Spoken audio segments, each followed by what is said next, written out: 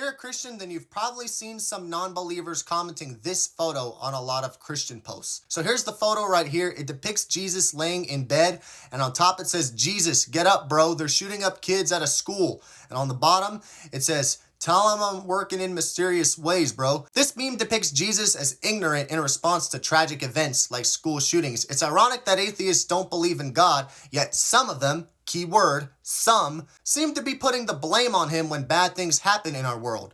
But the truth is, God gives us free will, which is the choice to do good or evil. God partially chose to limit his power in order to give us that free will, but unfortunately, a lot of people have misused their free will in order to do bad things and commit terrible atrocities like school shootings, for example. If you read the Bible, specifically in Genesis chapter 3, it will show you that Adam and Eve's misuse of free will was exactly what brought sin into this world.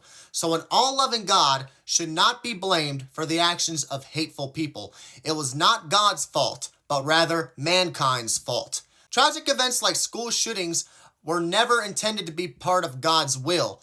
But unfortunately, when sin entered the world through Adam and Eve's disobedience to God, that's when all heck broke loose. It's simply a result of human evils producing a messed up world. But Jonathan, why can't God just get rid of all the evil? Well, if God wanted to get rid of all evil, then he'd have to get rid of you and me as well, because we're all sinners and we've all done evil in our lives at one point.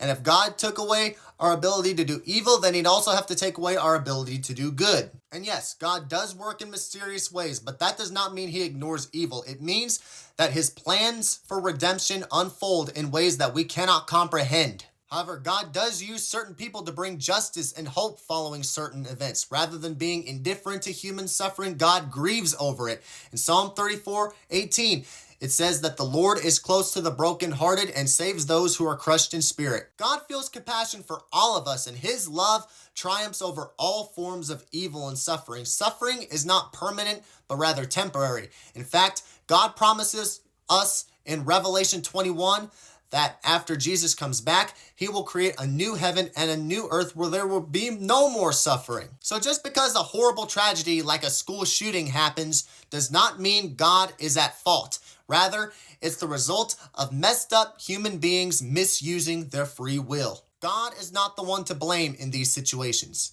People are.